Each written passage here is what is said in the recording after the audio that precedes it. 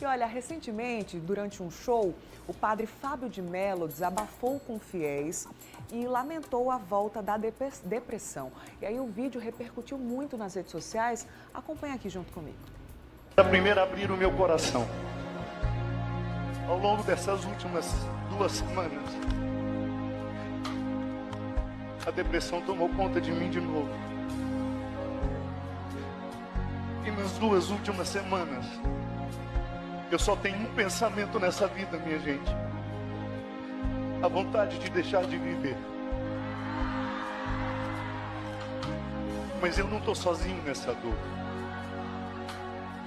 Eu sei que o Senhor está em mim. E eu sei que eu não vou desistir.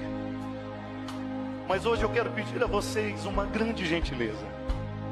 Que vocês estendam os braços na direção desses meninos, que também estão sofrendo as batalhas espirituais comigo.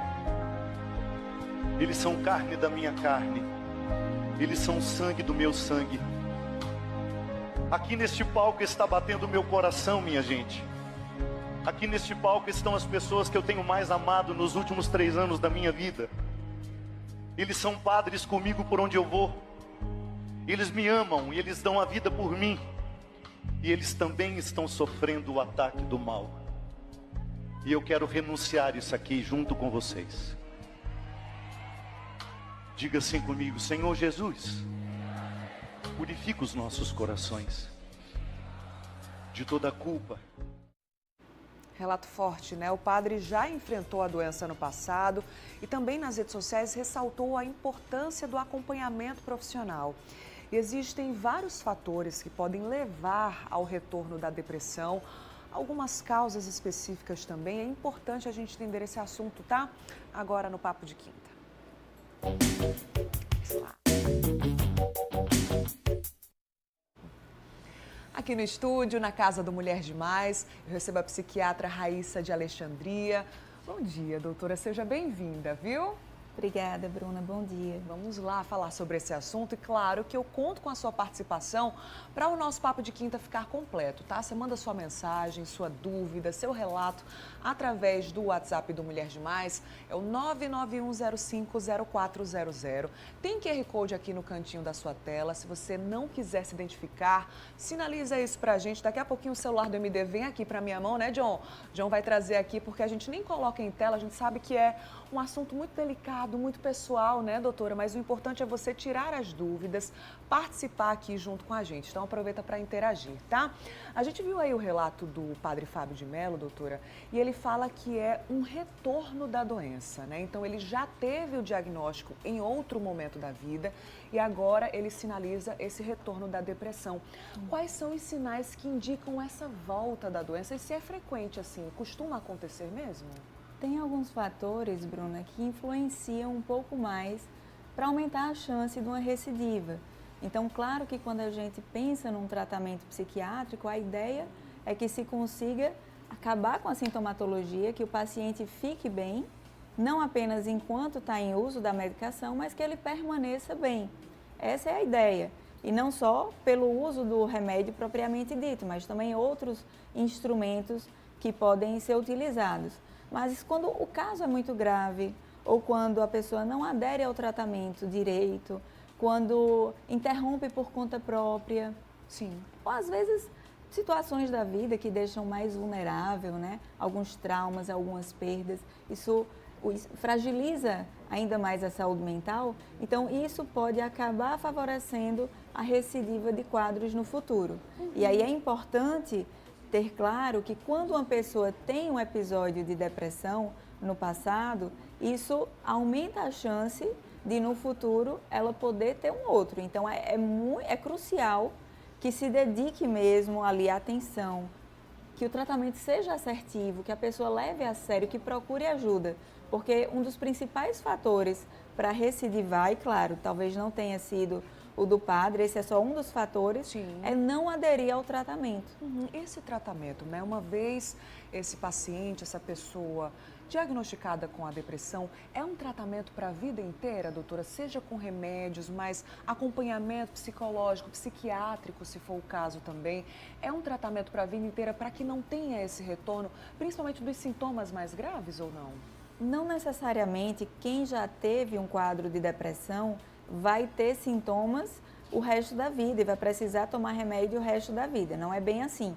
Existem casos mais graves que vão requerer um tratamento mais a médio e longo prazo, quando eu falo de medicação. Mas claro que tem outras ferramentas, né? Então, a psicoterapia, a atividade física, mudanças de estilo de vida, tudo isso pode agregar ao tratamento e vai ser um reforço, vai ser um pilar a mais. Se o único pilar ali que está estruturando a melhora daquela pessoa é o remédio, isso torna mais vulnerável. Então, quando tem a medicação, quando tem uma psicoterapia, existe uma rede de apoio, né? Quer seja a família, quer seja a comunidade, a própria espiritualidade. Sim. Então, quando se somam forças, então diminui a chance de novos episódios. A gente está trazendo esse assunto para cá porque realmente repercutiu muito nas redes sociais e muita gente não entende a diferença da depressão, que precisa de diagnóstico, que realmente é um transtorno, uma doença, da tristeza, né? Muitas pessoas associam as duas coisas, mas que na verdade são diferentes. Eu queria que você explicasse para a gente a diferença de fato da depressão para a tristeza, doutora. Tristeza, Bruna, é da natureza humana. É uma emoção, assim como a própria ansiedade também é da natureza humana. Então, claro que qualquer um de nós, em algum momento, vamos nos sentir tristes e é algo que tende a ser pontual.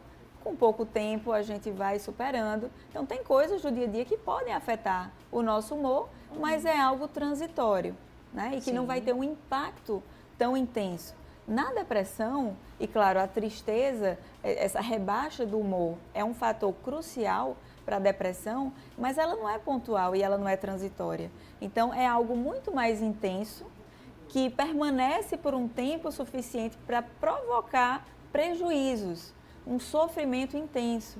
Então, as diversas áreas da vida da pessoa começam a sentir ali o impacto dos sintomas depressivos. Então, é não querer mais trabalhar direito, uma queda da produtividade, você não sentir energia, disposição, é você perder o interesse com coisas que antes você gostava. Então, poxa, eu adorava sair com amigos, me encontrar com a família, jogar bola, ir no cinema, e aí você percebe que pô, nada disso tem graça. Eu estou sentindo a necessidade de me isolar mais, eu quero ficar no meu canto.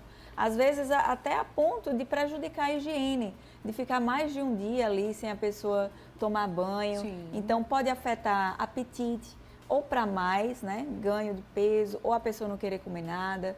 A mesma coisa com sono. Tem gente que fica com a hipersonia, só quer ficar em cima de uma cama, dormindo, fugir da realidade, e outros não, outros já não conseguem dormir bem, têm uma insônia. Pode afetar também a libido, diminuir o desejo sexual, a parte cognitiva. Então, poxa, eu era tão produtiva, agora só ando esquecida, não consigo me focar. Então, meu rendimento no trabalho diminuiu.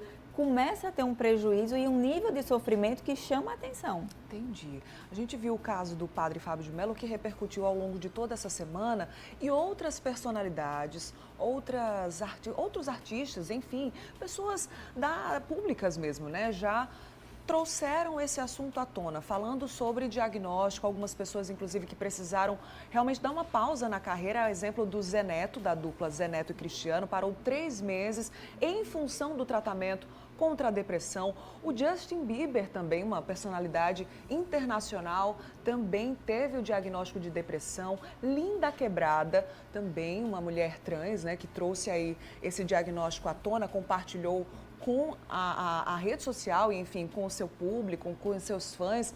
E aí, doutora, você vê que é mais comum do que a gente imagina, essas pessoas, inclusive públicas, trazendo esse assunto também de uma forma mais abrangente, né, expondo esse assunto. Mas o que causa a depressão, né? Às vezes as pessoas pensam, não, a pessoa tem dinheiro, tem uma carreira consolidada. No caso aí do padre Fábio de Mello, uma relação íntima com a fé, com a espiritualidade. Mas o que causa a depressão, né? São fatores genéticos, fatores neurológicos? O que é que leva a esse diagnóstico? Explica pra gente. E você começou na pergunta e já respondendo, porque de fato é algo multifatorial.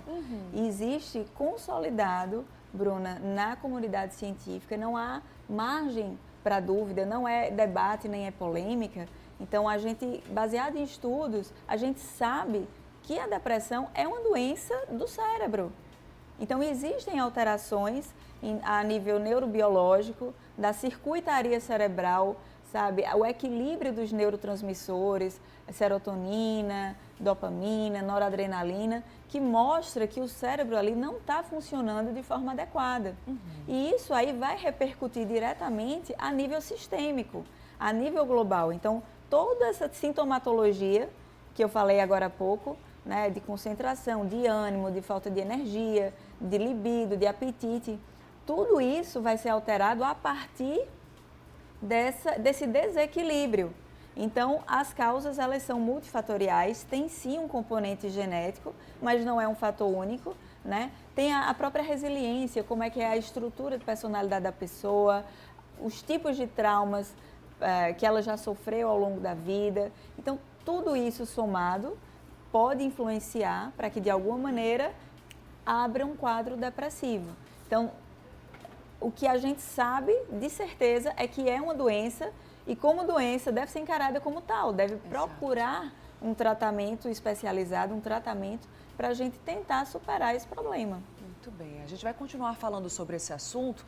É o tempo aqui que você vai acompanhando as outras temáticas do Mulher Demais e também trazendo os questionamentos, tá? Seja no @Correio TV, o nosso Instagram, e também através do Zap do MD, o 991050400.